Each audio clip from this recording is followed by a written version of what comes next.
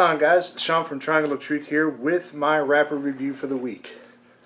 I cannot even begin to tell you enough good things about this comic. This is my favorite read of all time so far. I've had a few that have come close, but this one still is the story that sticks in my head. It is God Country from Image Comics. It was a one-shot, 6-issue run that they did a few years back. One that I really wish that they could have continued, and they probably could have if they had chosen to, but they did a good job at least giving you an ending that you can walk away from. The story itself centers around a small-town Texas family, the Quinlans, and specifically Roy and his father Emmett. When the story begins, you find out that Emmett has Alzheimer's, so he has a hard time remembering people, especially his family, his granddaughter, and he also has violent outbursts, which is kind of how the story begins. He has one of those, and the family is actually thinking about having to try and relocate him. So in the middle of the night here in the first issue or so, there is a tornado that comes through and just ransacks the entire town. Unbeknownst to everybody at first, this actually was not a tornado. What this was a God had created a portal that basically was like a tornado and this sword, this 10-foot long sword came through it, and the sword has a name. It is Valifax, and it talks. The cool thing that they did with it too is that they didn't just make it a very, monotone, boring kind of sword. The sword actually has quite a bit of personality, at least the way I interpret it, and it was really cool. Emmett ends up finding this sword as it deems him kind of a worthy wielder, and while he's in contact with the sword, Emmett's Alzheimer is cured. He remembers everybody. He is very gentle in nature, very loving. You see beautiful moments with the family, with his granddaughter and everything. But the God that sent it, whose name is Autumn, wants it back, understandably. So he sends his son, who is, when you see him, he's this giant figure. Emmett's like this big, here's the son. Giant figure to try and get it back.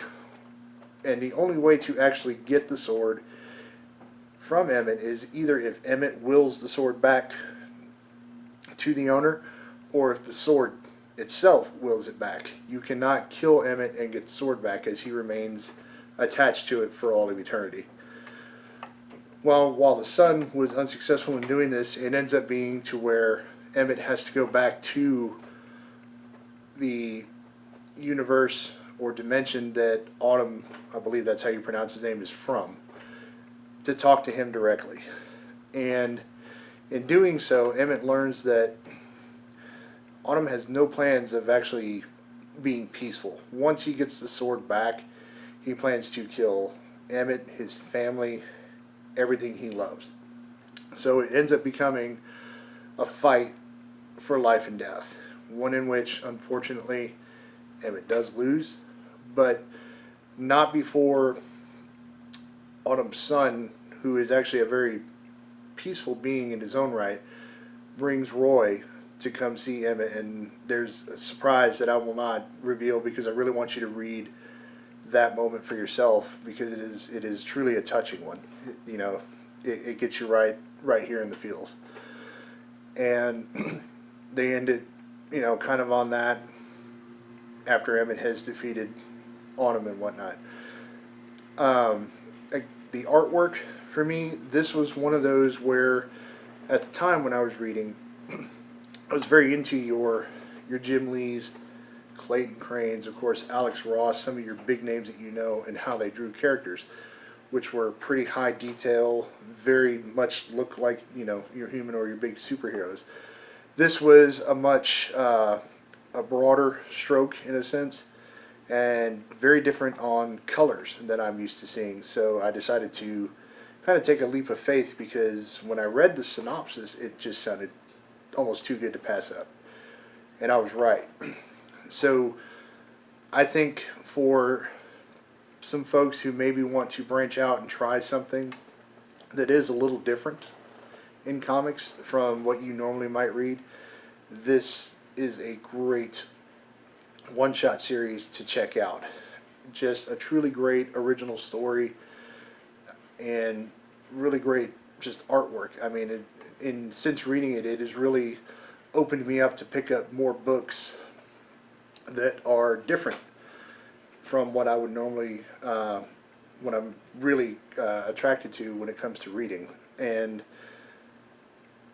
and I think that's what comics are all about, in a sense, is you want to discover new things all the time. And given how much material that there is, I can tell you that you will never stop being surprised by something that you pick up.